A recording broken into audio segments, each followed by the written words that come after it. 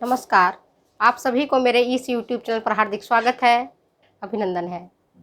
मेरे प्यारे बच्चों, आप कहते हो कि मैडम मैं भूल जाती हूँ, मैं कैसे याद करूँ, कहाँ से करूँ, समय कम है, पीजीटी का पहली बार दे रहा हूँ या नेट पहली बार दे रही हूँ, कौन सा वर्ग में भरूँ, बॉयज़ में भरूँ, गर्ल्स में भरूँ, असिस्टेंट प्रोफेसर के लिए क्या करूँ। बहुत सारी आपकी क्वेरी रहती है और होनी भी चाहिए। क्वेरी रहती है, कहीं मान लो कि हमसे ही मिस्टेक हो जाता है बोलने में या लिखने में, तो उसको भी आप सुधार दो, बहुत अच्छी बात होगी, ताकि एक बार जो गलतियां निकली है वो वापस प्यूरीफाई होकर के बाहर आए और उसको हम किताब से बाहर निकाल दें। तो मेरा आप लोग का, मैं चाहूँगी कि आप लोग का भी मुझे सहयोग मिले। और कई सारे बच्चे जो हमसे कंप्लेन भी करते हैं, और सही भी है कंप्लेन करना, कहते हैं मैडम जी जो आपने ग्रुप बनाया है उस ग्रुप में बहुत बातें होती हैं। तो मेरे प्यारे बच्चों, बातें करना बंद कर दो। अगर किसी को बात करना है तो उसमें आपके नंबर पड़े हुए हैं, उस नंबर से आप लीजिए, पर्सनली चैट करिए, जिससे कि सभी लोग परेशान ना हो। होता क्या है बेटा, ग्रुप बना हुआ है, लगभग उसमें 200 पार्टिसिपेंट्स हैं उसमें, और 200 पार्टिसिपेंट्स हैं। अगर आपने कोई ऐसा मैसेज डाला और 200 लोग पढ़ रहे हैं, अगर पढ़ने में 1 सेकंड ही लगता है, 1 मिनट ही लगता है, तो सोचो आपने 200 मिनट बर्बाद कर दिया। मैं भी कई बार देखती हूँ, तो जो उल जलूल की बातें होती हैं उतना शायद मैं पढ़ नहीं पाती हूँ, और आपके जो मुख्य बातें रहती हैं वो रह जाती हैं। जैसे मान लो, ऐसा समझो कि 1 किलो आटा है और उसमें आपने एक छोटा सा या एक अंगूठी उसमें आपने गिरा दी, ये अंगूठी आपने उसमें डाल दी। अब 1 किलो आटा को ढूंढना पड़ेगा, या 2 किलो आटा में मुझे इस अंगूठी को ढूंढना पड़ेगा। अंगूठी बड़ी है तो फिर भी जल्दी से मिल जाएगी। इसी प्रकार से आप उसमें फालतू की चैटिंग नहीं करें। कैसे पढ़ें कि आपको याद हो जाए। मैं आपको बार बार टिप्स बता रही हूँ, आज भी बता रही हूँ। परीक्षा बहुत नज़दीक है और आज तीसरा सोमवार है सावन का।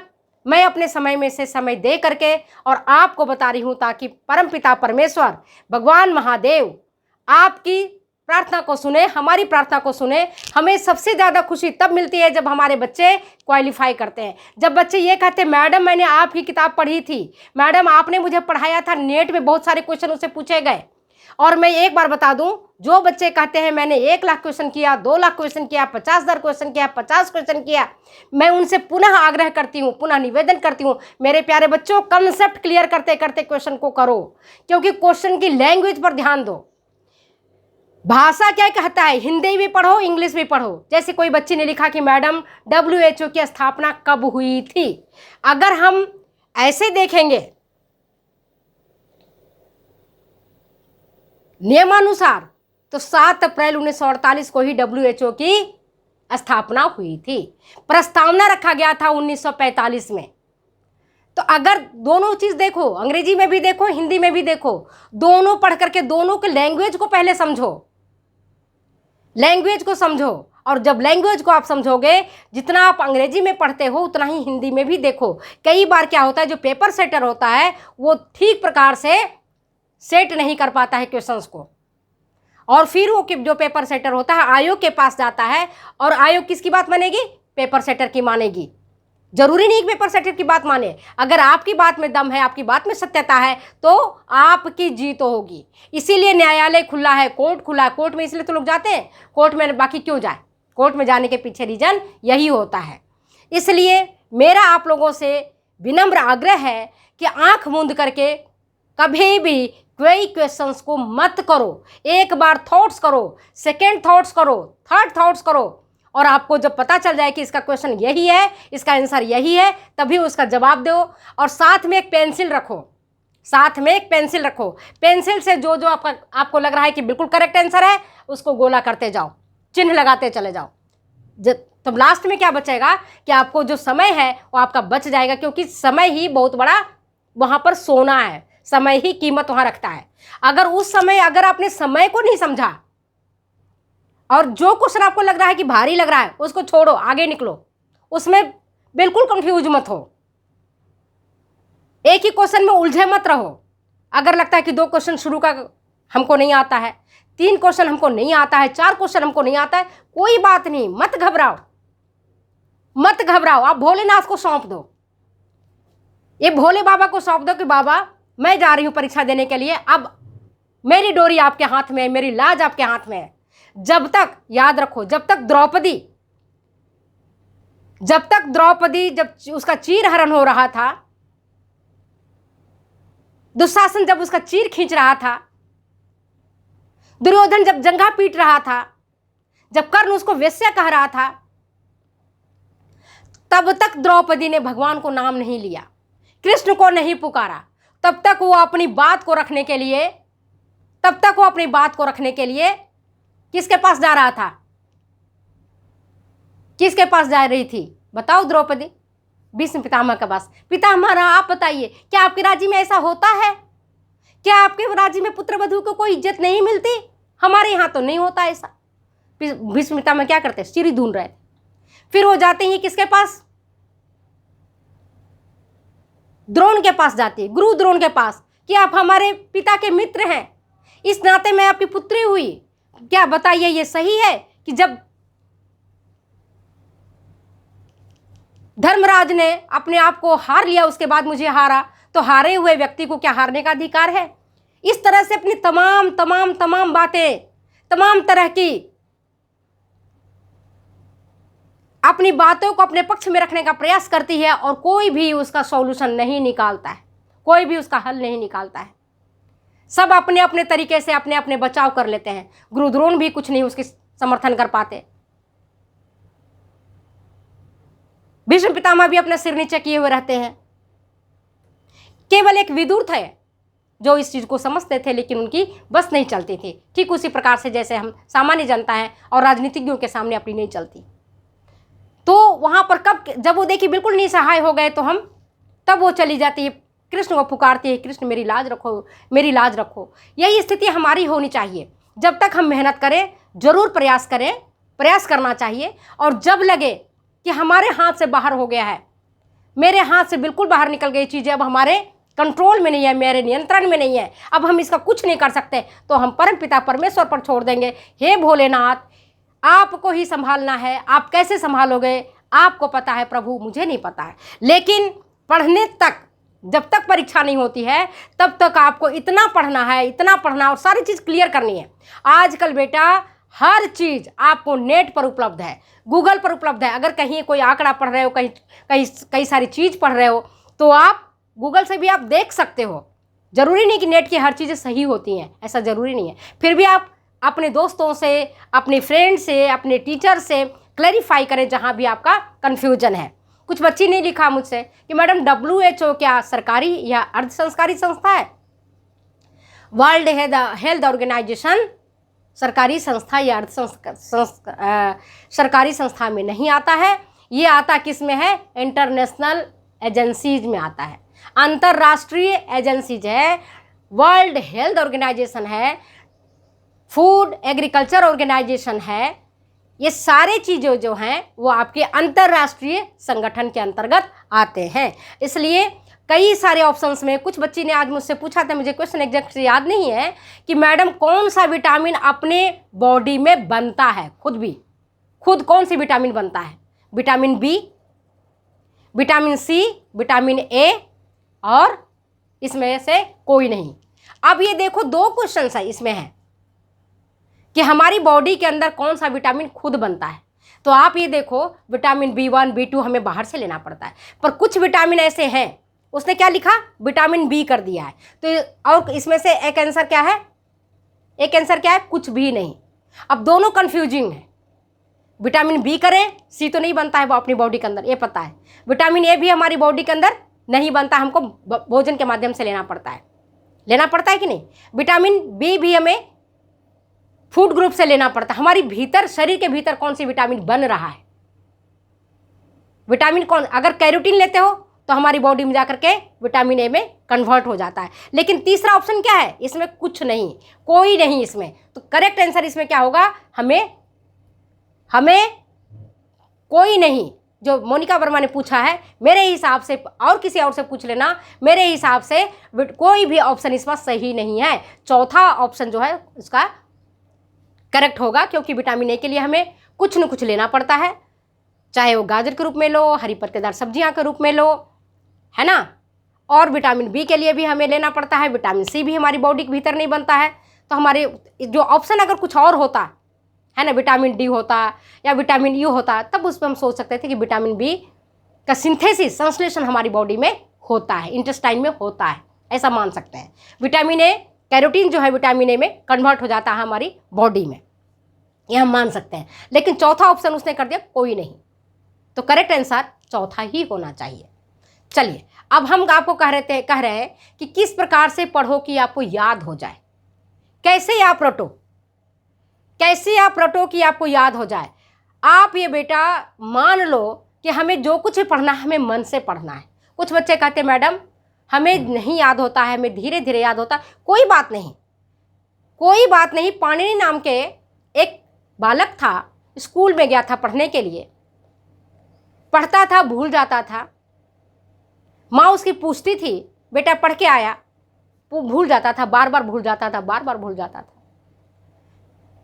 तो माँ ने आकर के टीचर से पूछा कि मेरा बेटा स्कूल में आता है पढ़ने के लिए 800 और लेकिन याद नहीं कर पाता है। माँ ने उसके क्या कहा, स्कूल में आइए, कंप्लेन किया। टीचर ने कहा अच्छा ठीक है, पाणिनि को नहीं आता है। नाम उस व्यक्ति का पाणिनि था। आप बहुत वैज्ञानिक को देखोगे जिनको स्कूल से निकाल दिया गया। बहुत ऐसे विद्वान हैं जिन्होंने स्कूल की शक्ल नहीं देखी, लेकिन फिर भी बहुत बड़े प्रकांड विद्वान हुए, बहुत बड़े वैज्ञानिक बन गए, बहुत बड़े विद्वान बन गए, संस्कृत के विद्वान। पाणिनि, गुरुजी ने कह दिया कि तेरे हाथ में लकीर ही नहीं है विद्या की, तुम्हें विद्या की लकीर नहीं, इसलिए तुम पढ़ाई मत करो, घर चले जाओ।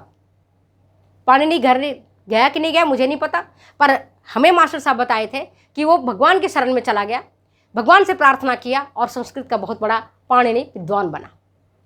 तो बेटा हमें नहीं याद होता है, कोई लोग बहुत जल्दी याद कर लेते हैं, कुछ लोग को देर से याद होता है। तो इसका अर्थ ये नहीं कि हमें याद ही नहीं होगा, हमें याद होगा, हमें थोड़ा ज़्यादा प्रयास करना पड़ेगा, हमें मेहनत ज़्यादा करनी पड़ेगी, लेकिन याद होगा। याद करने के मैंने आपको तरीका बता दिया है, घोची लिपू, घोषिए, रटिए, एक एक क्वेश्चन को 10-10 बार रटिए, फिर लिखिए, घोषिए फिर चिंतन करिए। घोची लिपू, पहले घोषिए फिर चिंतन कीजिए, रात में सोते समय, रोटी पकाते समय, कपड़ा धोते समय, झाड़ू लगाते समय कि आज हमने क्या पढ़ा है, हमें कितना याद है। हमने अगर स्लिप्स पढ़ी है तो कितने प्रकार के स्लिप्स पढ़ी है। अगर हमने चाइल्ड डेवलपमेंट में कोई टॉपिक पढ़ा है तो उसमें हमें कितना % याद है। अगर हमने कलर के बारे में पढ़ा है तो कितना याद है। अगर हमने गोल के बारे में पढ़ा है तो हमें कितनी % याद है। तो जब चिंतन करोगे, जब आप बिस्तर पर जाओगे या जब रोटी पकाओगे, जब आप बर्तन मांजोगे, जब आप घर का काम करोगे, तब पर भी आपको वो चीज़ें दिमाग में घूमती रहनी चाहिए। ठीक उसी प्रकार से जैसे अर्जुन को हमेशा क्या दिखता था, अपने लक्ष्य दिखता था। जब सभी सो जाते थे तब पर भी जाकर के अर्जुन अपना लक्ष्य का संधारण करते रहता था, लक्ष्य की ओर बढ़ता रहता था, तभी वो धनुर्धर कहलाया। और उसको बीट करने के लिए कर्ण भी लगा रहता था लगातार कि हमें अर्जुन को बीट करना है, बीट करना है, बीट करना है। तो क्या किया, कर्ण भी लगातार मेहनत करता रहा, वो भी लगातार अपना शस्त्र संचालन में अपनी मेहनत करता रहा। अब देखो दोनों का नाम हो गया। इसलिए आप ये मत कहो कि हमें धीरे याद होता है, हमें जल्दी याद होता है, या मैं भूल जाती हूँ। भूलते कब हैं, जब हम उसको नहीं पढ़ते हैं। हमारा क्या होता है, जो ब्रेन है, जो हम पढ़ते हैं, दिमाग के भीतरी सतह पर चला जाता है। अचानक से पूछा जाता है तो हमें याद नहीं रहता है। एग्जामिनेशन से ठीक पहले बहुत बच्चे बहुत सारी किताबों को पढ़ते हैं, बहुत घबरा जाते हैं। घबराना बिल्कुल नहीं है। जैसे ही हम घबराते हैं, एक दो क्वेश्चन हमें नहीं आता है तो हमें लग जाता है अब हमारा तो पहाड़ ही उलट गया, अब हमें क्या करेंगे आगे। सोचना नहीं आ रहा है, कोई बात नहीं। अगला 2 क्वेश्चन नहीं आ रहा है, कोई बात नहीं। तीसरा पढ़ो, चौथा पढ़ो, 5वां पढ़ो। बहुत सारे क्वेश्चन हैं जो आपको आता है, आप केवल घबराओ मत, है ना। परीक्षा में कभी नहीं घबराना। अब परीक्षा से पहले ऐसा पढ़ो कि मुझे कल ही परीक्षा देना है, मुझे आज ही परीक्षा देना है। इस तरह से अपने आप को प्रिपेयर करो, आप देखोगे आप पास हो जाओगे। आप फिर याद रखना कि मैडम ने कहा था हमें बार बार पढ़ने के लिए। एक ही बात मैं कहती हूँ, मैंने अनेक बार कहा है, करत करत अभ्यास ते जड़मति होत सुजान। ये मैंने नहीं लिखा है, कोई विद्वान ही लिख करके गए। करत करत अभ्यास, कहते अभ्यास करते करते जड़मति मतलब मंद बुद्धि वाला व्यक्ति भी सुजान मतलब बुद्धिमान बन जाता है। ठीक उसी प्रकार से रसरी आवत जाते सिल पर पड़त निशान। जैसे कुआं से जब रस्सी हम खींचते हैं पानी लेने के लिए, बाल्टी जब नीचे डालते हैं और रस्सी लगी रहती है, तो जब बार बार हम कुआं से पानी खींचते हैं तो देखो उसमें भी निशान पड़ जाता है, रस्सी का घिस जाता है वो भी। इसी प्रकार से सिल पार्टी में हम लोग पहले मसाला पीसते थे, मेरी माँ मसाला पिसवाती थी, तो हम लोग जब आज आया मिक्सी, पहले मिक्सी नहीं था, तो सिल पार्टी में जब मसाला पीसते थे तो पीसते पीसते सिल पार्टी भी चिकना हो जाता था बिल्कुल। फिर जब मैं उसमें पिसाता नहीं था तो मेरी माँ कहती थी भाई सिल कुटने वाला कोई आया है, उससे उसको सिल को कुटवा दो, फिर वापस रुखड़ा हो जाता है, पिसाई अच्छी होती है, वापस चिकना हो जाता है। तो ठीक उसी प्रकार से हमारा जो न्यूरॉन्स है, परमपिता परमेश्वर, मुझे इतना विश्वास है कि हमारे भोलेनाथ हमारे साथ कभी भी ऐसा नहीं है कि अन्याय करेंगे, हम पढ़ेंगे और हमें नहीं मिलेगा। हम पढ़ेंगे, बाबा भोलेनाथ जरूर देंगे, और मुझे आज तक दिया है, मुझे उन पर पूरी विश्वास है, पूरी निष्ठा है, पूरी आस्था है। लेकिन पढ़ना तो मुझे पड़ेगा, मेहनत तो करना मुझे पड़ेगा, है ना। तो आप लोग को आज मैंने जो प्रेरणा दी है, उस प्रेरणा से आप आगे बढ़ो। कैसे पढ़ोगे कि याद रहेगा? मैंने पहले कहा रटो। कैसे रटोगे कि कब रटोगे? आप बाथरूम में जाके रट सकते हो। घर में बहुत सारे सदस्य कहते दिन भर पढ़ते रहती है फिर भी इसका याद नहीं होता। वो क्या करते हैं? वो हतोत्साहित कर रहे हैं, आपको डिस्करेज कर रहे हैं। लेकिन हमें डिस्करेज नहीं होना है, हमें वक्त निकालना है, हमें डिस्करेज बिल्कुल नहीं होना है। अभी वक्त है, हमारे दिन आए हुए हैं। जब पांचाली के चीर को दुशासन ने खींचा, जबकि वो महारानी थी, पांडवों की पत्नी थी, राजा द्रुपद की पुत्री थी, सम्राट पांडव की पुत्रवधू थी, जब उनको इतना तकलीफ मिला फिर भी उन्होंने हारा नहीं हिम्मत। वो चाहती तो हार जाती, चाहती तो पीहर चली जाते, लेकिन उन्होंने अपने पांडवों के साथ रह करके उन अन्यायियों का, आतताइयों का बदला लिया। हम यहाँ कहने का अर्थ यह है कि आप अपने मेहनत के बल पर अपने मुकाम को हासिल कर सकते हो, अपने मेहनत के बल पर आप सफल हो सकते हो, अपने मेहनत के बल पर आप परीक्षा में पास हो सकते हो, टॉप कर सकते हो, अच्छे नंबर ला सकते हो, नौकरी कर सकते हो। जो लोग अभी आप हतोत्साहित कर रहे हैं, आपको डिस्करेज कर रहे हैं, कह रहे हैं आपको नहीं आता है, आप पास नहीं हो पाओगी, है ना, बार बार मेहनत करती हो, आपका कुछ नहीं होगा, और बाद में वो चुप हो जाएंगे, और बाद में देखोगे कि आपके वही लोग सम्मान करेंगे, आदर करेंगे। आप जिस समय पास हो गए मिठाइयाँ बांटेंगे, आपके गले में फूल का माला पहनाएंगे। आप मेरी बात को मान लो, बशर्ते हारो मत बेटा, हारना नहीं, जीवन में हारना बिल्कुल मत सीखो, आगे बढ़ते रहो, आप मुकाम को हासिल कर लोगे। इन्हीं शब्दों के साथ मैं अपने शब्दों को विराम देती हूँ, और मैं आपके साथ बिल्कुल खड़ी हूँ। जब तक एग्जाम नहीं होता है तब तक आपको कोई भी कहीं भी किसी भी सब्जेक्ट में कोई प्रॉब्लम आ रही है तो बेहिचक लिखो, मैं उस प्रॉब्लम को सॉल्व करूंगी। एक बच्ची बार बार लिखती है कि मैडम आपने मुझे रिप्रोडक्टिव सिस्टम नहीं पढ़ाया, मैं कोशिश करूंगी आज शाम में आकर के कॉलेज से आने के बाद मैं पढ़ा दूं। ठीक है, तब तक मुझे जाने की इजाज़त दो, बाय बाय, फिर मिलते हैं बेटा अगले वीडियो में। हारना नहीं है, बस जीवन में मत हारो, जीवन में हारोगे कुछ नहीं मिलेगा, डिस्करेज हो जाओगे, कुछ नहीं मिलेगा। हमें आगे बढ़ते जाना है। हम बता रहे हैं आपको, मैं बता रही हूँ, मैं गई थी केदारनाथ जब मैं पहुंची, और जब बिल्कुल 2.5-3 किलोमीटर था, पैदल चलना था, मेरी उम्र लगभग 58 साल हो गया है, और जब पैदल चल रही थी तो मुझे ऐसा लगा कि बाबा अब तो चला ही नहीं जा रहा है, बैठूँ तो ठंड लगे और चलूँ तो पैर चलने का नाम नहीं ले, पैर में ऐसे लग रहा है बड़े बड़े चट्टान बांध दिए गए हैं।